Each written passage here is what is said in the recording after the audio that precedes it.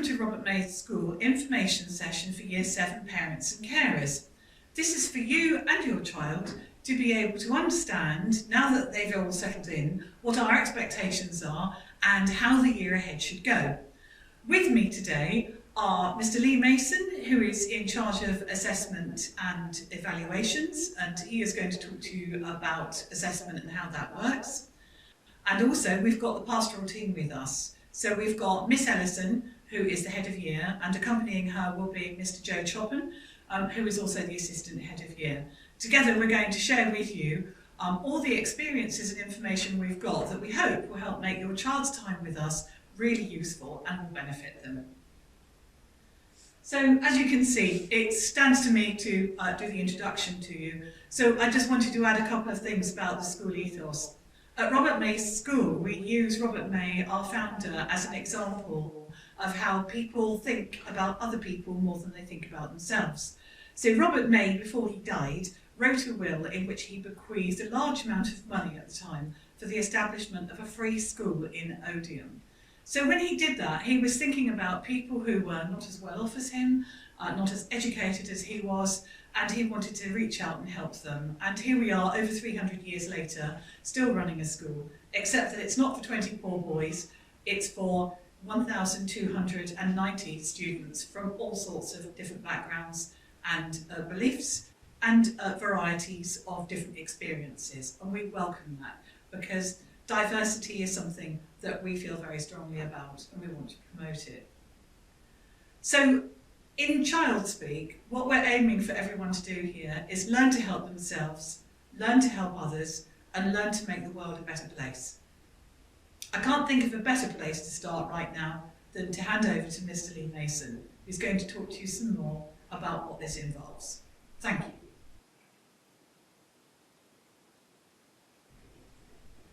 Good evening, everybody. My name's Lee Mason, assistant head teacher, and I'm here to talk to you mainly about the reporting of progress. So, three aims really that I want to get with you: understand the reasons for our assessment process, provide an overview of that assessment system, and to understand some of the key dates that we have going ahead. Bear in mind, I'll probably say this again later, that some of these may be subject to change depending on the current situation that we'll be facing at that time. Mrs. West, in her intro, did highlight this a little bit. Yes, we are here for results and for students to do really well in their examinations they pick for GCSE, but we are more than that. We want them to be well-rounded individuals and to thrive in whatever circumstance they may find themselves in. One of the things that I do is work collaboratively with our sixth forms, and it's really nice to see that every year they're fighting and vying over having our students, because they do come with resilience, they do come with those interpersonal skills and are able to really thrive at A-level. And that's a part of our job as well as obviously the key thing, which is their GCSEs. So it's really important that when we're working on any sort of targets or aspirational grades and things like that, we need to know where they are at already. We do have Key Stage 2 data, although it may not be in terms of a Key Stage 2 score, because you're all aware your sons and daughters weren't able to sit their Key Stage 2 SATs. Some may have been happy about that, but that's the position we're in. But we are able to use the CAT data that we've got, plus other benchmarking tools, and the historic data that we use to put your students onto a target, a flight path that will best suit them. The CAT data in particular is used to help with that aspirational target, and your sons and daughters have been in the school and have sat those already. We will share that information with you, but it isn't a test per se. You can't get it right or wrong. It just gives us an indication of their ability, and we use that in alignment with the Key Stage 2 information that we have. And as I say, the schools have been generous in giving us indicators of where they thought the students would have been at Key Stage 2.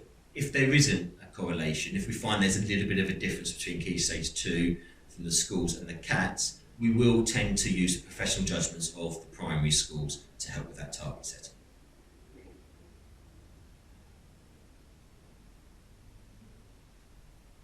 GCSE changes. There have been many, but actually for the last 3 years we've been on this system now. But for you as parents, if you haven't got older children at the school, this may be quite new to you. The The course content has changed. It's more rigorous. It's more full in the syllabus that we provide, and I hate the word, but they are terminal examinations for most subjects. That means everything that they do over the 2 years at the end of, year 10 and year 11, go together to have that exam in the end of year 11, and a lot less opportunities for coursework and other things like that. Also, the grading has changed in that we don't have letters anymore from A star to G, but we have a grading system of 9 to 1. 9 being the old A star and 4 being the sort of old grade C, with a benchmark of hopefully being 5. As you can see there, the grade 5 is the new national benchmark that the government wants to see, and that's the top of the old third C and the bottom of the old E grade.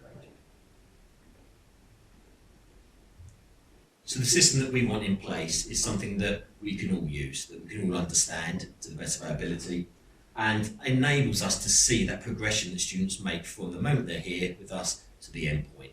So the idea of that flight path, that movement from one point to another, and the 5 years culminating in the GCSE, rather than the old Key Stage 3, Key Stage 4 split.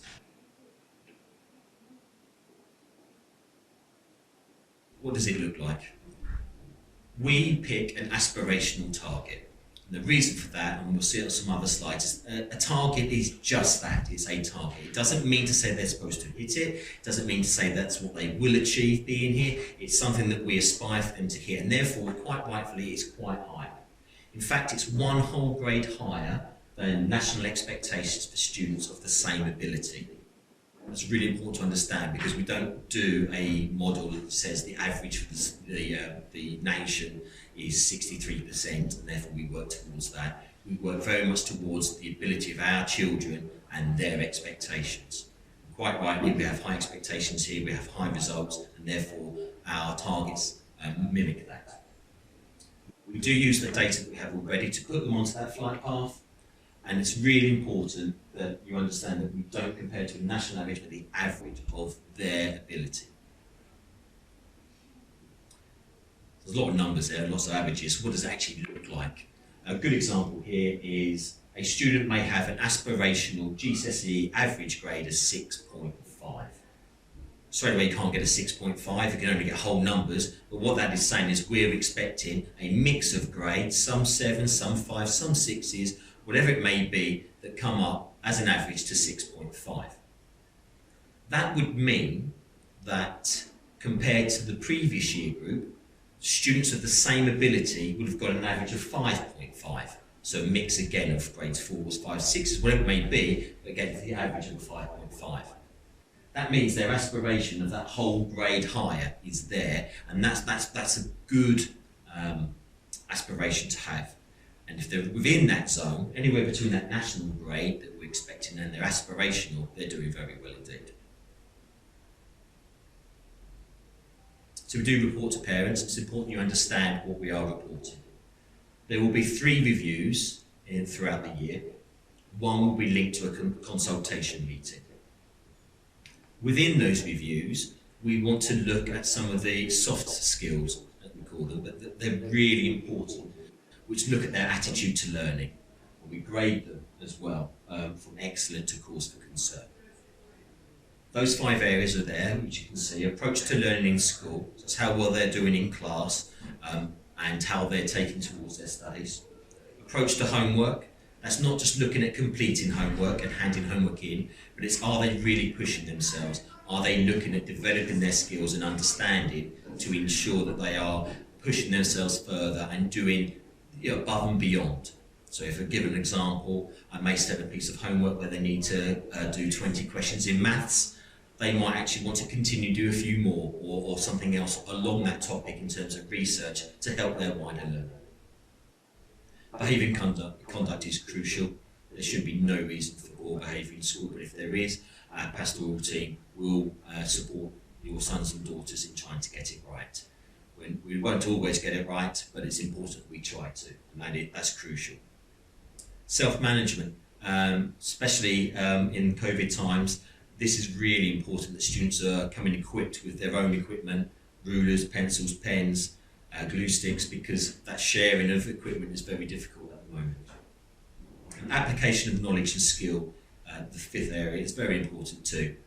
They might do extremely well in class, have beautiful notes, have really good work there. But when it comes to actually applying it in some sort of topic test, assignment, or say the exam in year 11, they're finding that difficult. So this area can highlight that. So that might mean more to do with revision skills and techniques. If you see any cause for concern, so grade 1s on that, I would very much hope so that you've already been spoken to by someone in the pastoral team or the subject teacher, and if not, that will be something that we will work together to change and improve moving forward. Along with that report, a lot of people are really keen to see how they're currently working at, where they're at. And I think it's really important to understand this can change vary greatly. Students don't go up a linear path. They don't walk up the steps and go nice and neatly through each stage. They are youngsters, adolescents, and we do have a lot of variation. But hopefully there'll be somewhere within the grade that we're expecting. And we help that on the form by colour coordinating. So this is an example of what you may see in the spring review. It shows attendance, but more importantly, if it will show up on the screen, the end of year expectations are there, and you can see that you've got some in yellow and you've got the RMS aspirational grade in green. The point here is anywhere between yellow and green would mean that the student is either on course to achieve what they're expected to in comparison to other people of similar ability across the nation, or they're actually doing higher. And anything in those zones should be welcomed. If you see any light blues, that means at this point in time, they're slightly below where we'd expect them to be on their projected flight path. But again, that we've worked with staff and work in those areas would hope to move that forward. It's really important that when we talk about targets that we highlight the fact that it's not a glass ceiling. Some may have a target that seems relatively low at this point and students are doing really, really well. Well, that's fantastic. Let's keep going for that. Let's keep pushing forward. As I said before, that target isn't there to be used as a hitting stick or as a glass ceiling. It's there as a guide. And it's very much between us, the student, and yourselves to have those discussions to make sure that students are doing as well as they possibly can. A reminder again, please, if you are within a grade of that target, that is a positive sign. That's where we want all students to be. And just a note there to say that many subjects will carry out progress tests, mini assignments across the year, but normally culminating towards the end of each half term. So attendance is crucial, and that's something I'm sure Ms. Ellison will talk about again shortly.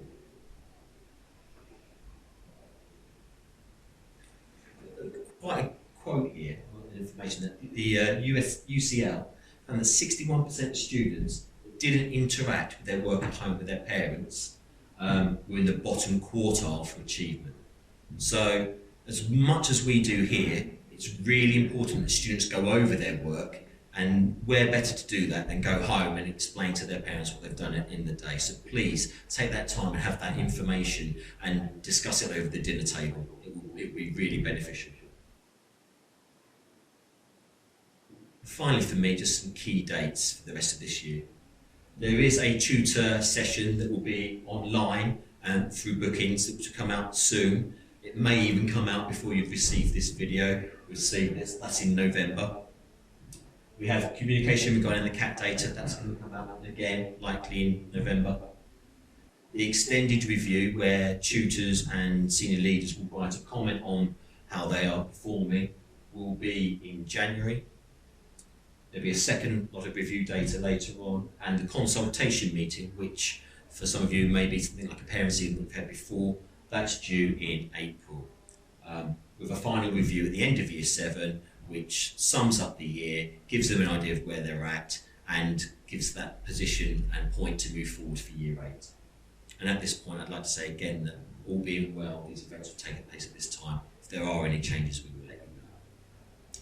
Thank you very much for listening to me. I'm now going to pass you over to Miss Ellison and Mr. Chopman, who will explain the pastoral side in more detail. Thank you very much. Hello, hopefully you know who I am by now because you've seen me in quite a few videos. So I'm Ashley Ellison and I am head of Year 7 at Royal Mays School. Firstly, I'd like to say thank you so much for all you've done to support your your children in their transition to Robert Mays. They have made an absolutely fantastic start, and we're all really, really proud of them. So thank you for everything that you're doing at home behind the scenes to enable them to come in and do as well as they're doing. So myself and Mr. Choppen are going to talk you through some of the pastoral support that's on offer at Robert Mays.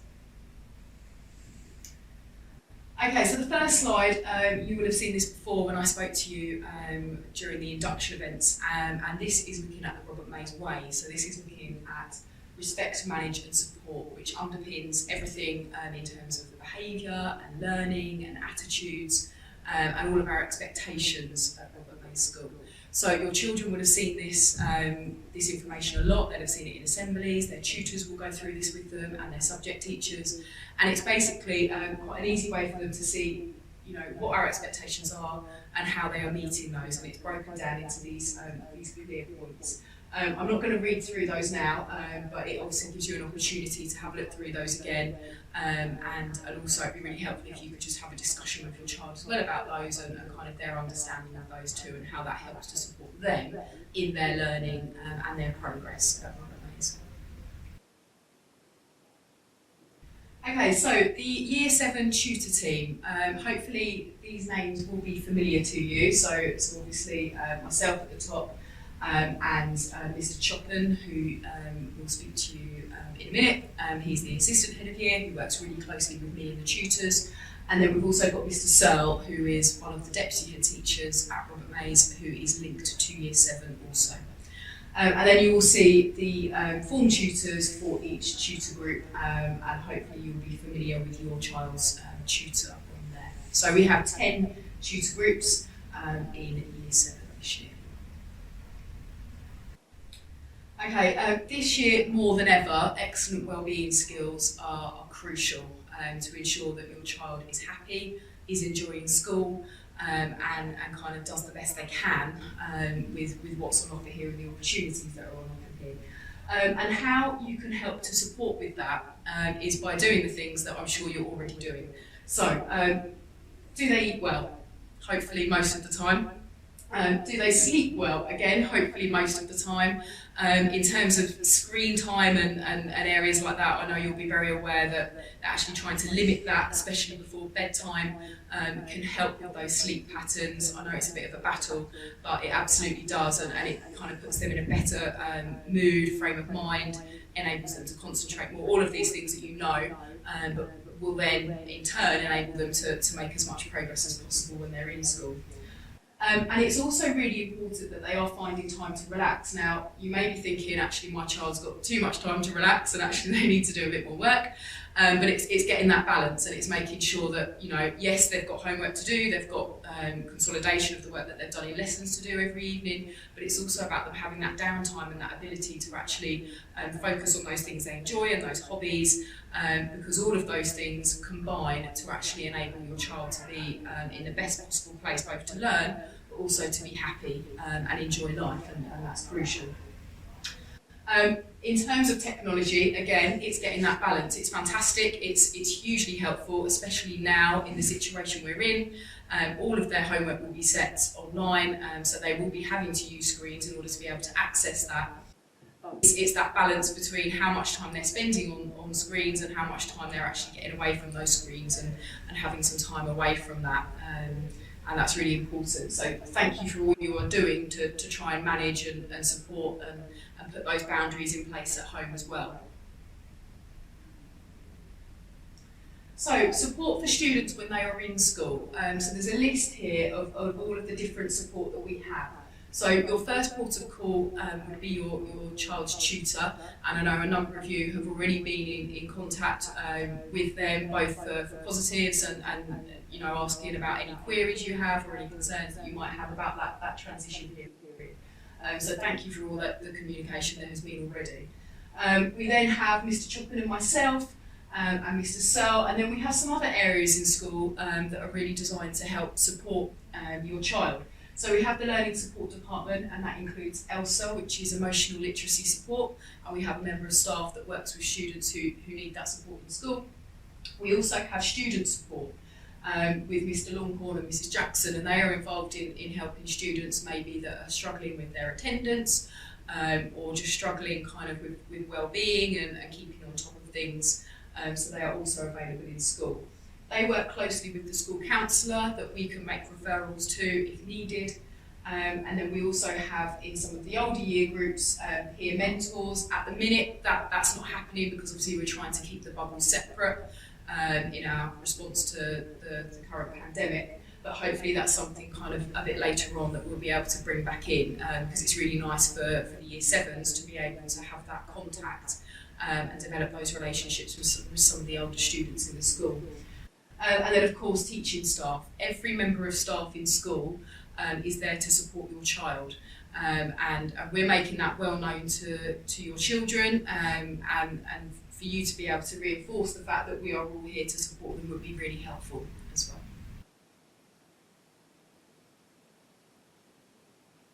Okay, attendance. Again, in the current situation, this is something that is massively important, but there are obviously at the minute significant factors that are impacting on some people's attendance through no fault of their own. So, you know, I'm going to go through what we would normally say in terms of attendance, but there is that caveat that actually through no fault of their own, there are some students that at times cannot be in school at the minute, whether that is that they are ill, they are isolated, or they are protecting more vulnerable family members. So it's really important that kind of you bear in mind your own situation here and kind of this is just a general message about attendance. So it's obviously important because the more your child is in school, the more they are able to access learning. Now at the minute, teachers are setting all of the work that's being delivered in class online. So even if your child is not in school, they are able to access that work and hand that back in for feedback. So it's not like they're missing out on the work, but obviously in terms of that direct contact and communication with the member of staff, that is missing to a degree. So if we're looking at attendance, so if your child had an attendance of, we're looking at attendance being 95% or above, ideally. Okay. If your child's attendance was 90% over 1 year, that would equate to 20 days of missed lessons, okay, which is obviously going to have an impact on things like progress and grades. Now, as I said, in terms of attendance and the situation at the minute, all work is being set online. So if your child's not in school, they are still able to access the work. And as long as they are able to access that and they're happy with what they're doing and it's accessible for them, then there shouldn't be too many issues.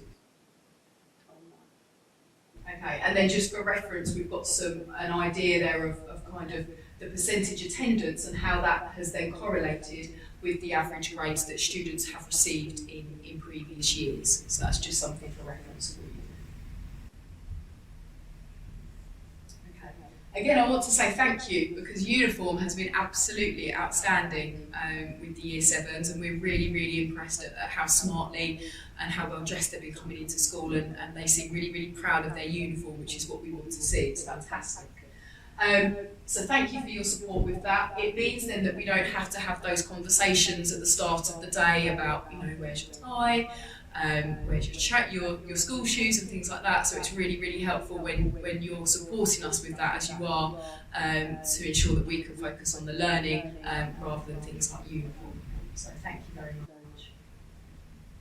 And again, just for reference, I have there the uniform list that you would have seen, I'm sure, lots of times. But just for reference. Okay. So I'm just going to pass it over to my colleague, Mr. Chopin now, who's going to talk you through some ideas linked to study skills. Thank you. Hiya, I'm Mr. Chopin, and I work really closely with Miss Ellison and our tutor team, and I'm the assistant head of year for Year 7. So on the board behind me is Miss Ellison has just talked about the importance of being in school, and what I wanted to just touch on was some of the importance of how we make the most of that time in school. So behind me we've got some of these ideas and questions about what kind of study skills are we equipping our students with and to come into the school ready to make the most of their learning. So does your child have somewhere quiet to work at home? Often we've already looked, especially with Mr. Mason there, about the importance of having somewhere quiet to work at home, so using that space at home to improve the work in school, making sure that we've got a really good routine for work. I know often we've definitely worked on that through lockdown, but having that routine maybe for when it comes to homework, making sure that it gets done early in the evening so we've got that time to relax in the afternoon. Does your child manage to working well, managing their time and prioritising what it is they're working on? Are they leaving things to the last minute and perhaps maybe not fulfilling things to their best potential? Maybe looking at the equipment that our students come into school with. We will look just shortly at that list of equipment that's already been shared with you.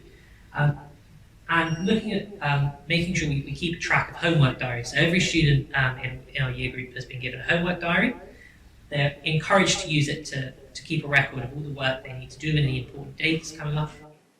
And it's kind of our portal between school and home. It's kind of like our first port of call. So I would suggest that you will make an effort to look inside the homework diary.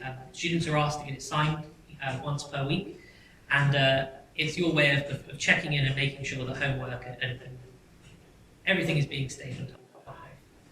And last, if we do have any issues here, one of the best kind of remedies to those issues is our homework club on a Monday. Now it runs straight after school in our library, and it runs for an hour, and it's always staffed, which means that students can get some access for any help or anywhere they're particularly struggling, in order to make sure that they can continue to improve.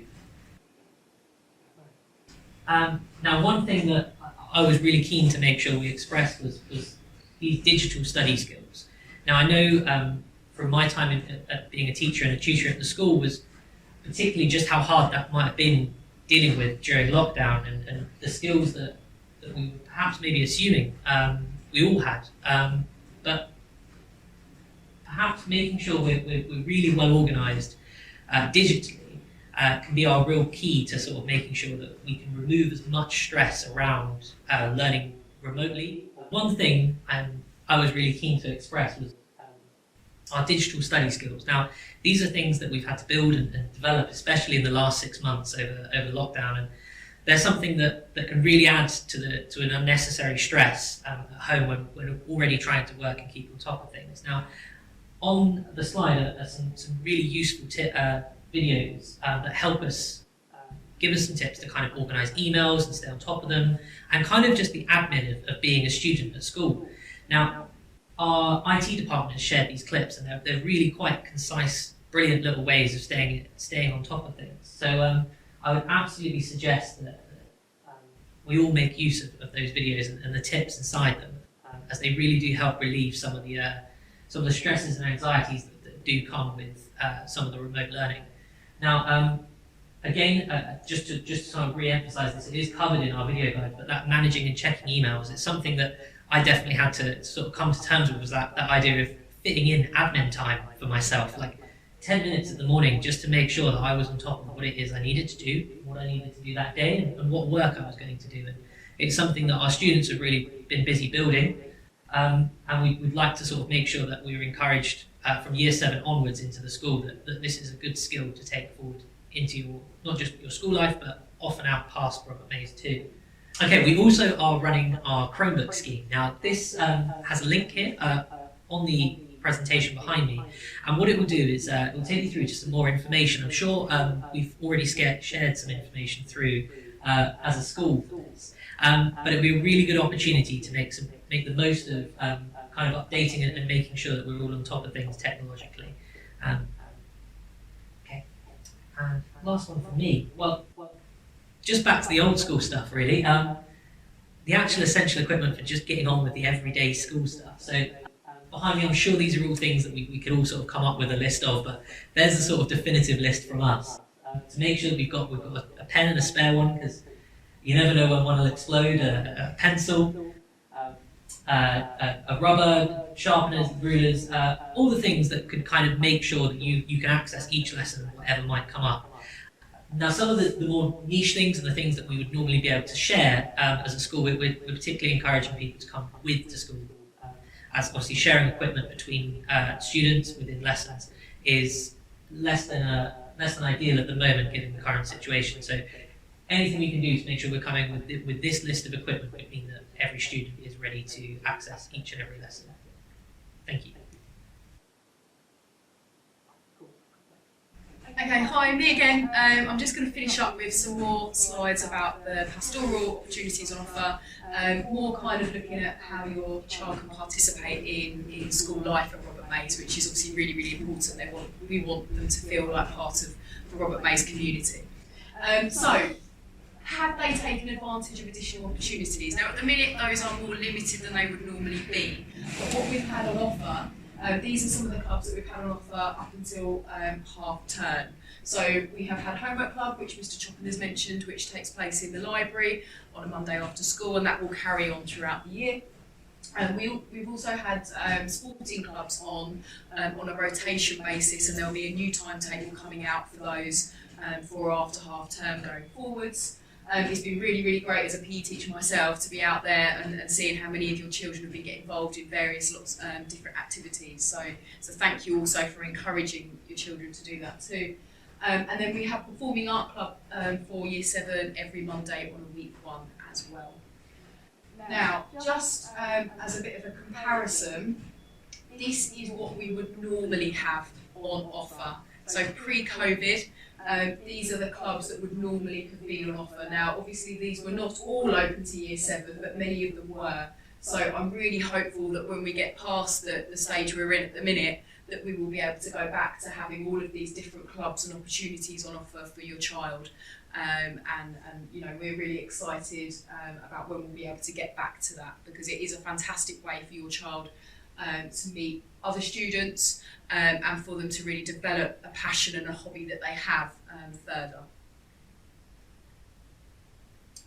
Okay, so finally from me, you've been fantastic about getting in contact already, but if you do have any queries, any concerns, anything, no matter how small you think it might be, just get in touch. The easiest way is through info@rmays.com, and if you just direct that in the first instance to your child's tutor, and then that will get to them and they'll be able to get in touch with you and answer any queries that you have. Thank you very much for listening, take care, and hopefully see you soon.